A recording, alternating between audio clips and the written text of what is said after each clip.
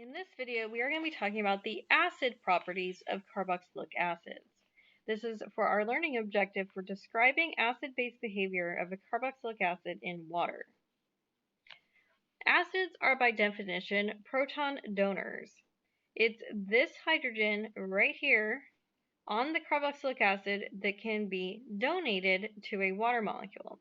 So the water molecule comes in and grabs that hydrogen off and gives those electrons that we're bonding to that oxygen, resulting in a compound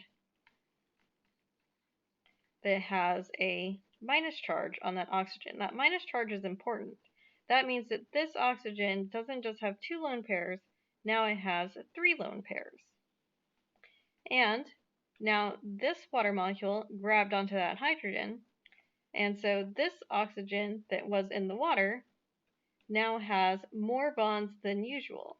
Now it only has 1 lone pair and 3 bonding pairs.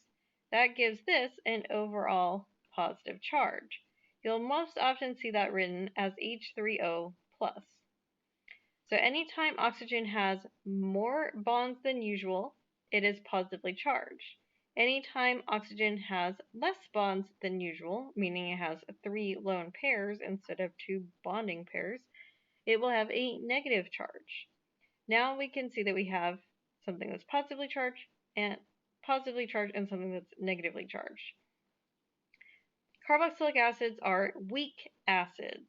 Weak means that they do not completely dissociate in solution.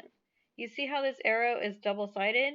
That means that this carboxylic acid and this water go over in this direction to form this and H3O+, but also H3O+ and this anion react to form these products again. This reaction goes both directions. Since this is a weak acid, it does not completely dissociate into this anion and the H3O+.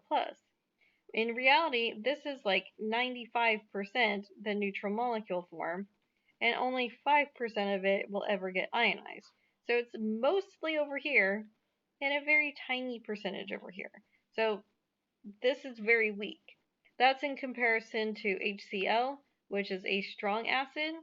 If you took HCl in water and that's a strong acid, then that's going to go primarily just one direction to form Cl- ions and H3O+. And you'd have essentially 100% this and 0% this anymore. So that's very different. This is weak because most of it didn't react at all. If you do react a weak acid with a strong base, this is a strong base, this is sodium hydroxide, then you can neutralize the strong base with the weak acid. And so this H here and this OH minus combine together, and then the sodium ion is going to be attracted to the O minus. So that's why I said the charges was important. Opposite charges attract. So now that this oxygen is negatively charged, the sodium, which is positively charged, will want to hang out near it. This makes a salt. You might remember from Chem 3a that acid plus base equals salt and water. So this was an acid-base neutralization reaction. Our salt is now just an organic salt. This is sodium acetate. Since this is an ionic salt, it is more soluble in water than its neutral counterpart.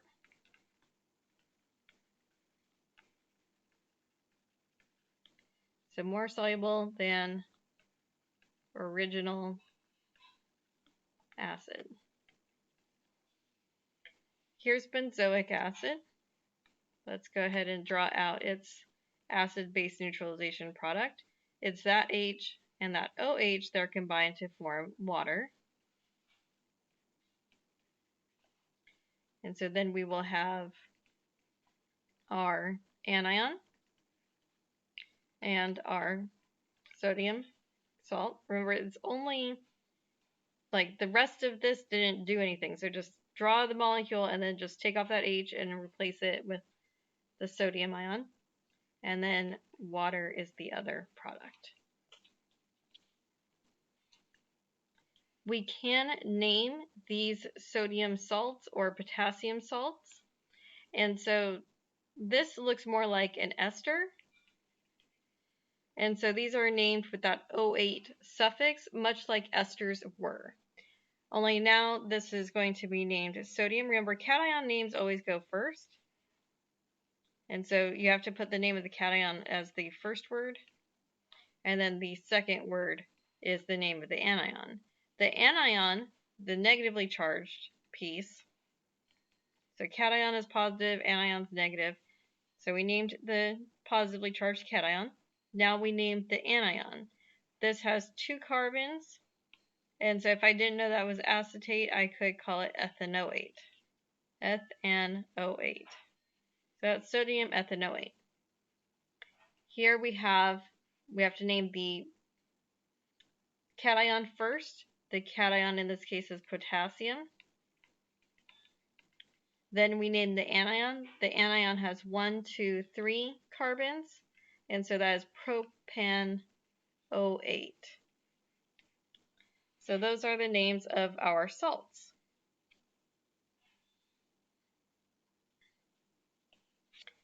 You might have heard of MSG. MSG is a food additive known as monosodium glutamate. That's what MSG stands for. MSG is a sodium salt of glutamic acid. Glutamic acid is a naturally occurring amino acid. There are 2 carboxylic acid functional groups on glutamic acid.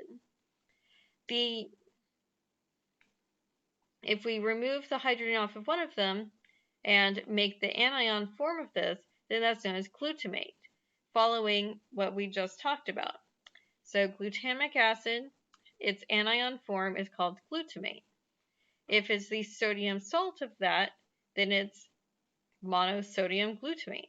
They put monosodium in here just because there was a second location for a sodium ion, and it's not like we're using both locations, we're just using one location for that sodium salt.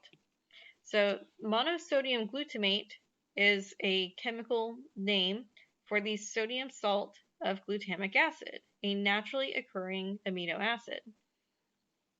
If you were to ingest glutamic acid, it would naturally form glutamate in your body. So there's no chemical difference between the naturally occurring glutamate ions in your body and those from MSG. They are treated exactly the same by your body. And there's a lot of foods that naturally include glutamate, such as tomatoes, Parmesan cheese, soy sauce, and potatoes. So this infographic is entitled Undeserved Reputation. Like, why does MSG have a bad reputation if these foods all contain glutamate, just like monosodium glutamate does? So I'll let you look at that on your own time.